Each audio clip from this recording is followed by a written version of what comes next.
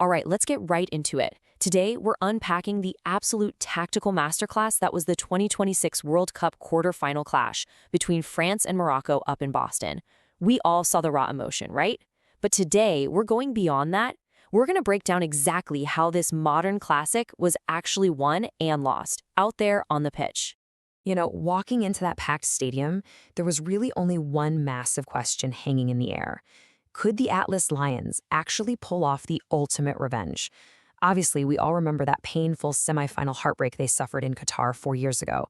So, stepping up against the heavy tournament favorites, man, you could just tell they marched out there with absolute fire in their bellies, totally desperate to rewrite history. And before the whistle even blew, the psychological clash was already set. On one side, you've got France, the undisputed reigning kings of tactical football, literally stepping onto the grass expecting a totally routine stroll to the Final Four. And then on the other side, a Moroccan squad fighting for their legacy. Two massive footballing powerhouses, two completely different mental games going on. And the atmosphere? Absolutely electric. Picture this. Over 70,000 screaming fans packing the stands, creating this massive rocking sea of blue and red jerseys. It was literally the perfect stage for the tactical chess match we were about to witness. Right from the opening whistle, France laid down the law. Their weapon of choice, a totally flawless, aggressive counterpress. The exact second they lost the ball, boom, they were right back on it, suffocating the midfield. They circulated possession with just immense confidence, completely pinning Morocco deep into their own defensive half. So, how did Morocco respond? Well, they looked unusually quiet, very cautious, structurally super rigid. But here's the thing, their inability to get any real passing rhythm going wasn't just about the French pressure.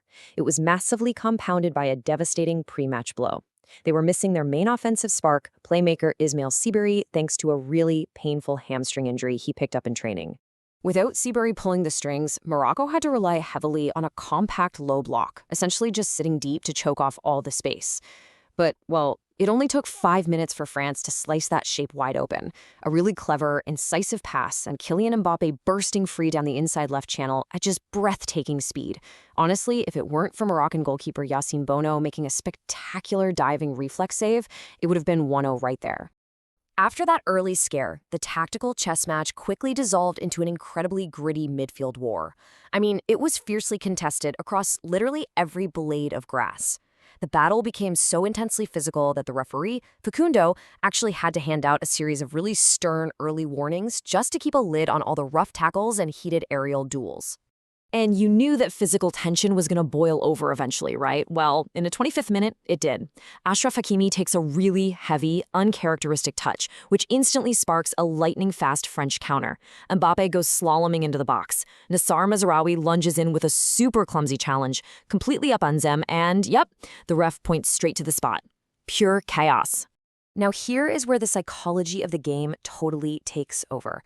We get hit with a staggering, agonizing 3-minute VAR check. 3 minutes! That is an absolute eternity in football. It completely disrupted the pre-kick routine and just drastically intensified the pressure inside that stadium. So when Mbappe finally steps up, you could see it. He stutters his run, fires a really weak shot, and Bounou reads it absolutely perfectly, making a massive save to his left to become the hero. That penalty save was a huge lifeline for Morocco. But France, they didn't let up for a second. Right before the break, Lucas Digne unleashes this majestic, swerving drive from distance that completely beats the keeper, but bang! It violently rattles off the top of the crossbar. So, despite all this high-octane action and absolute madness, we somehow hid the locker rooms deadlocked at 0-0. Coming out for the second half, though, France totally flipped the script. They abandoned the gritty stalemate vibe and just shifted into this explosive tactical masterclass. They were playing with a renewed urgency and a clinical fluidity that, frankly, Morocco was just not prepared to handle. All that persistent wave after wave of offensive pressure finally cracked the code right on the hour mark, the 60th minute. Mbappe collects the ball on the corner of the penalty box, takes this highly calculated, incredibly sharp touch inside to completely unbalance his defender, and just whip cracks a beautiful curling strike right into the net.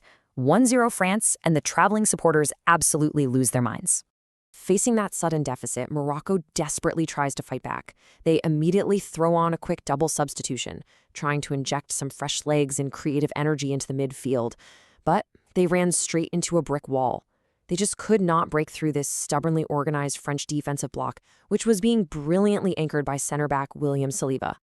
And then, France just capitalized on the momentum. The mechanics of their second goal in the 66th minute, absolute tactical perfection. Step 1, Mbappé makes this incredibly clever decoy run.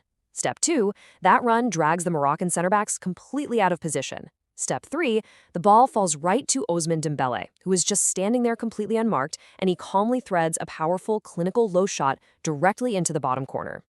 Seriously, to fully appreciate that goal, we really need to talk about Mbappe's dummy run. It was textbook, elite-level off-the-ball movement. By deliberately making a run specifically designed to pull defenders away, he literally created a massive, empty horizontal highway right down the middle of the pitch for Dembélé. If you ever want to know how the best teams in the world break down a low block, watch that exact movement. It's not just about the guy with the ball, it's entirely about the guy creating the space. That quick-fire double whammy? Yeah, that was the psychological kill shot. Morocco looked utterly shell-shocked and visibly defeated on the pitch after those back-to-back goals. With a really comfortable 2-goal cushion, France just effortlessly shifted gears, took total control of the tempo, and effectively killed off the rest of the game.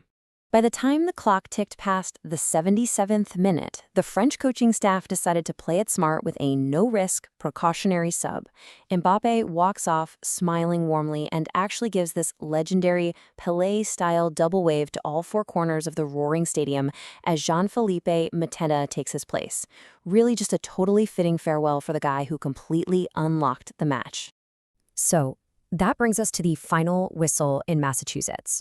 France fiercely holds on for the 2-0 victory. They showed outstanding maturity at the end there, keeping long spells of possession and just completely suffocating any desperate late attempts from Morocco.